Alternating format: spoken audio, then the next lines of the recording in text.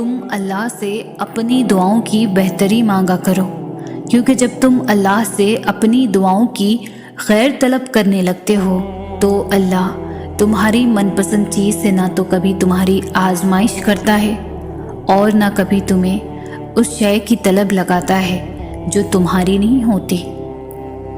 تہجد کے سجدوں میں مانگی گئی دعائیں جب عرش تک پہنچ جاتی ہے تو کن کی خوشخبری ساتھ لے کر ہی لوٹتی ہے۔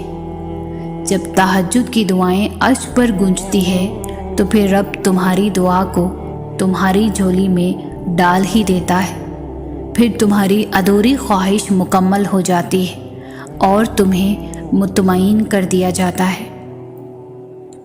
جب اللہ کا لاڈلا بننے کی جستجو ہو یا دعا قبول ہونے کی تڑپ دل میں موجود ہو تو تہجد میں کھڑے ہونے کے لیے یہ سرد راتیں اثر نہیں کرتی۔ جب اللہ کی محبت دل میں اتر جائے نا تو وضو کے لیے ٹھنڈے پانی سے بھی جسم کو کوئی فرق نہیں پڑتا۔ جب دعا کے لیے ہاتھ اٹھاؤ تو یہ یاد رکھو کہ تم جس سے دعا مانگ رہے ہو وہ مالک کن ہے۔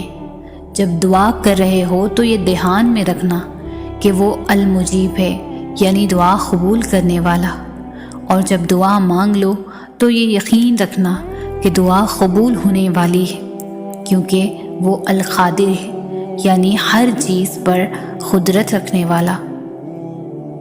ضرور قبول ہوں گی تمہاری دعائیں، یہ وعدہ ہے تم سے اللہ کا۔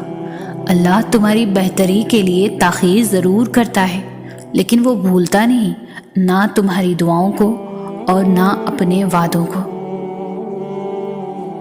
تمہاری ہر وہ دعا جو تم نے پوری شدت سے مانگی ہے وہ اللہ کے پاس بہت سنبھال کر رکھی ہوئی ہے۔ وہ تمہیں تب نوازے گا جب صحیح وقت ہوگا، جب اس کی مصلحتوں کے تحت تم نوازے جاؤ گے، اور بے شک تمہاری عرش تک گئی کوئی بھی صدا خالی نہیں جائے گی۔ ایک ایک پکار کا جواب وہ رب ضرور دیتا ہے۔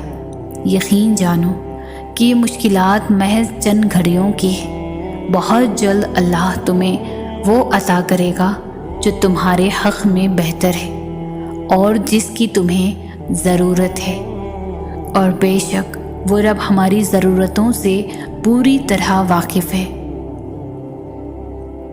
آزمائش ایک طرح سے آپ کو مضبوط کرنے کے لیے بھی آتی ہے، جو کہ بہت ضروری ہوتا ہے۔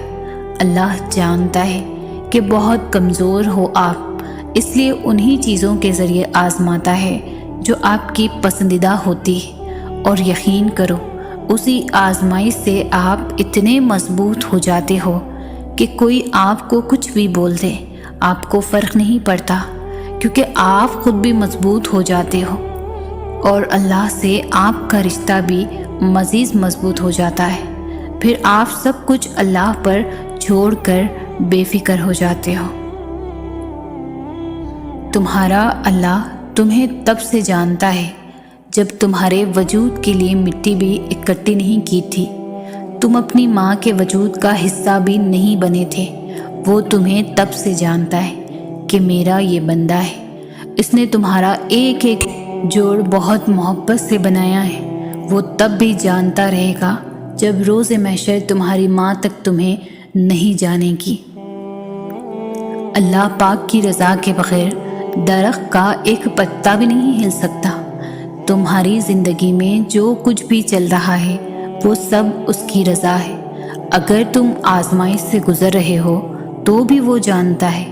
اگر تم کچھ مانگ رہے ہو اور ابھی نہیں مل رہا تو بھی انتظار کرو، وہ تمہیں تمہارے صبر سے بھی آزمائے گا کہ تم اس صبر کا اجر مانگتے ہو یا نہیں۔ یاد رکھنا، اللہ پاک اپنے بندوں کو ان کی طاقت سے زیادہ کبھی بھی نہیں آزماتا۔ اگر کوئی شے تمہیں اذیت دے رہی ہے تو اسے بتاؤ، اگر کچھ بھول نہیں پا رہے ہو تو اسے بتاؤ۔ ایک وہی ہے جو کن کہہ کر سب کچھ بدلنے پر قادر ہے۔